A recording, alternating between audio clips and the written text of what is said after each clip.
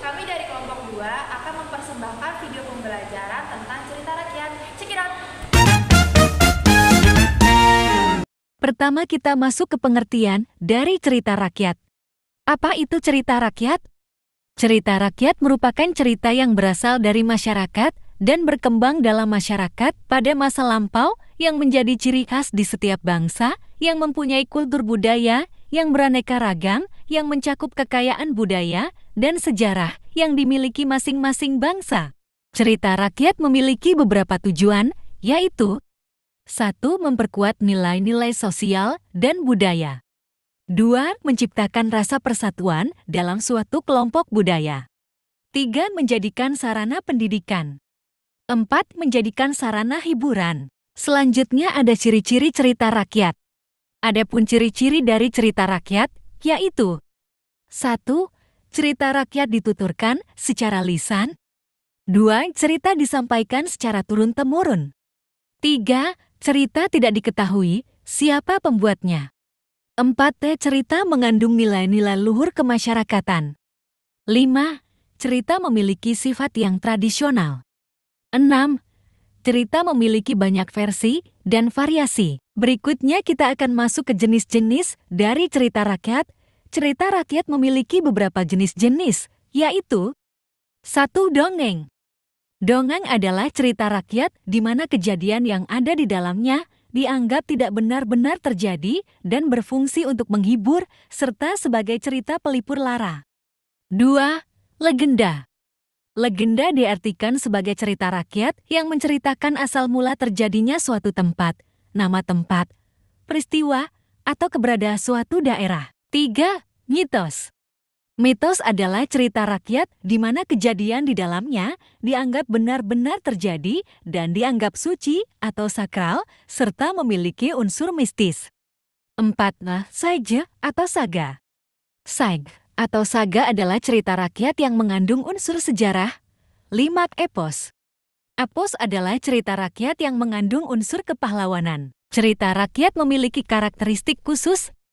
Adapun di antaranya karakteristik dari cerita rakyat, yaitu 1. Kemustahilan. Salah satu ciri cerita rakyat atau hikayat adalah kemustahilan dalam teks, baik dari segi bahasa maupun dari segi cerita. Kemustahilan berarti hal yang tidak logis atau tidak bisa dinalar. 2. Kesaktian. Selain kemustahilan, seringkali dapat kita temukan kesaktian para tokoh dalam cerita rakyat hikayat. Karakteristik kesaktian dapat ditemukan dalam hikayat, yaitu karya sastra prosa lama yang menceritakan tentang kerajaan dan orang-orang yang memiliki kesaktian. 3. Anonim. Anonim berarti tidak diketahui secara jelas nama pencerita atau pengarang. Hal tersebut disebabkan cerita disampaikan secara lisan, bahkan dahulu masyarakat mempercayai bahwa cerita yang disampaikan adalah nyata dan tidak ada yang sengaja mengarang. 4. Istana sentris. Cerita rakyat atau hikayat seringkali bertema dan berlatar kerajaan. Hal tersebut dapat dibuktikan dengan tokoh yang diceritakan biasanya adalah raja dan anak raja. Selain itu, latar tempat dalam cerita tersebut adalah negeri yang dipimpin oleh raja serta istana dalam suatu kerajaan. 5. Penyebarannya secara lisan. Alasan mengapa disebarkan secara lisan?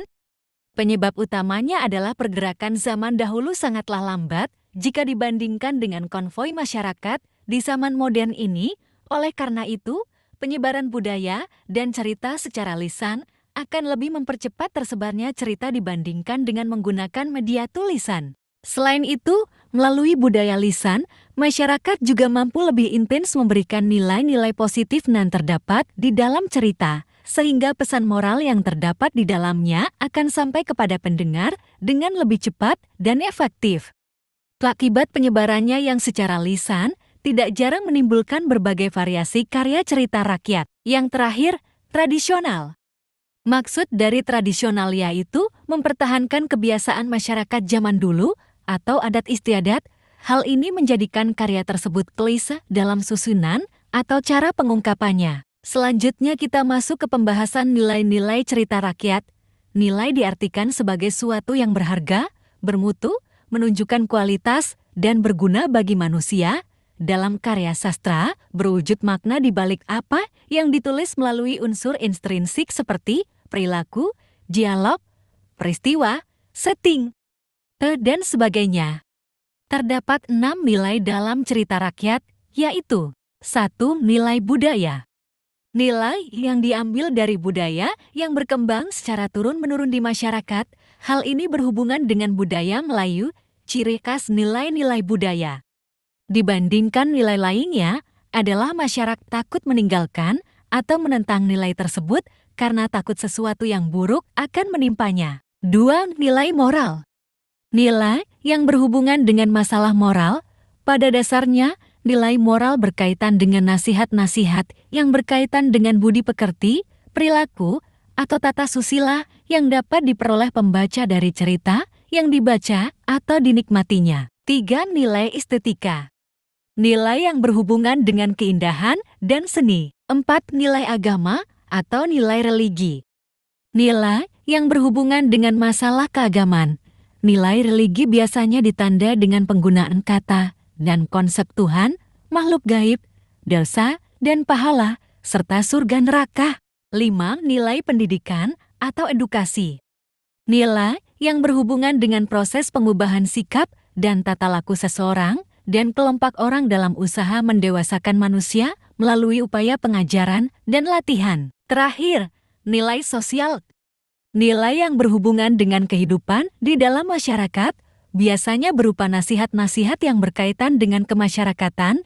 Indikasi nilai sosial dikaitkan dengan kepatuhan dan kepantasan bila diterapkan dalam kehidupan sehari-hari. Yang terakhir, kita masuk ke pembahasan tentang gaya bahasa dari cerita rakyat. Gaya bahasa cerita rakyat menggunakan bahasa Melayu klasik. Ciri bahasa yang dominan dalam cerita rakyat atau hikayat sebagai berikut. 1. Menggunakan majas. Penggunaan majas bertujuan agar cerita lebih menarik. 2. Banyak menggunakan konjuksi pada setiap awal kalimat. 3. Menggunakan kata arkais. Meskipun bahasa yang digunakan dalam cerita rakyat bahasa Indonesia yang berasal dari bahasa Melayu, tidak semua kata dalam cerita rakyat dijumpai dalam bahasa Indonesia sekarang. Kata-kata dalam hikayat sudah jarang digunakan atau bahkan sudah asing disebut sebagai kata-kata arkais. 4. Mengungkapkan sesuatu yang mustahil atau tidak masuk akal. Hal ini ditandai oleh tokoh-tokohnya yang melakukan kegiatan yang tidak masuk akal.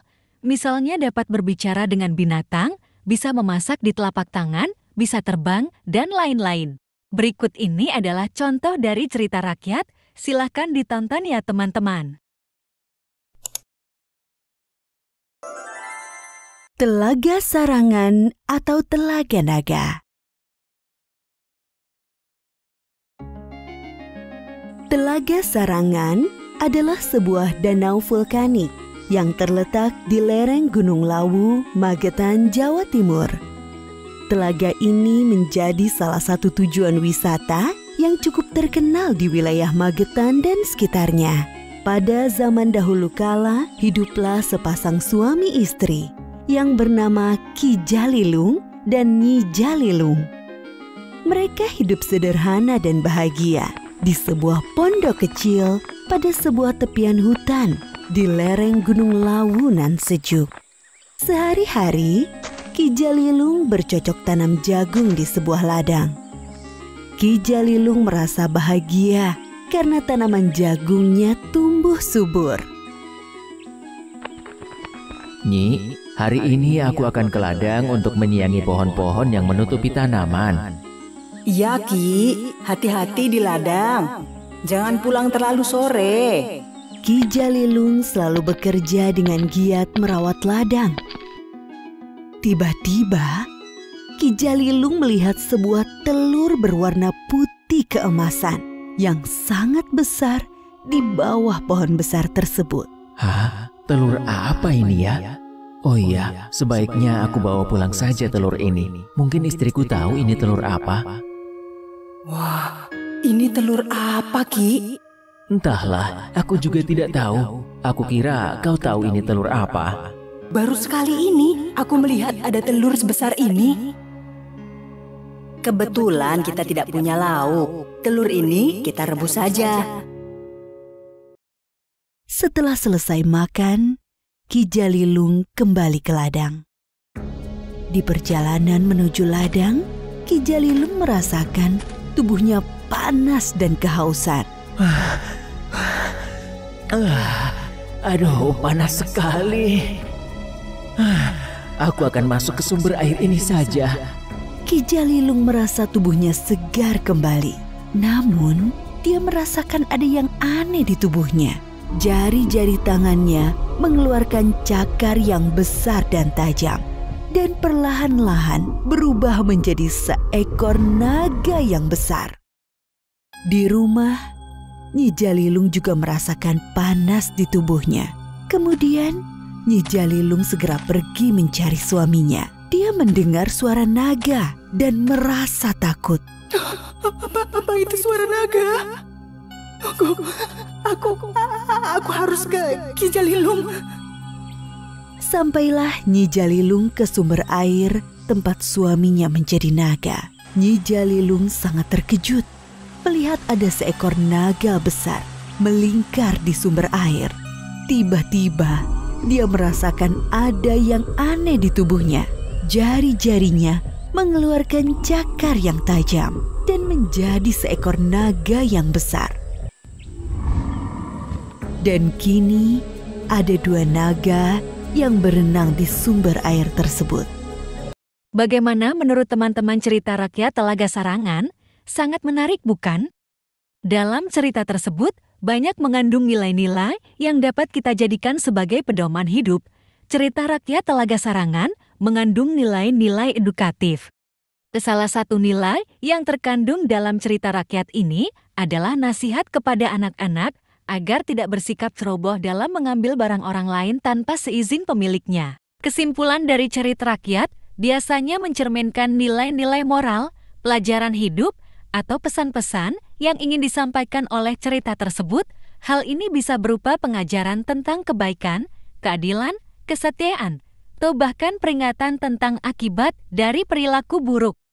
Kesimpulannya juga dapat merangkum bagaimana karakter-karakter dalam cerita tersebut mengatasi konflik atau dalam menghadapi tantangan, serta bagaimana mereka tumbuh dan berkembang sebagai individu. Akhirnya kita sampai di penghujung video pembelajaran. Mungkin sekian materi yang dapat kami jelaskan. Sampai jumpa di video selanjutnya.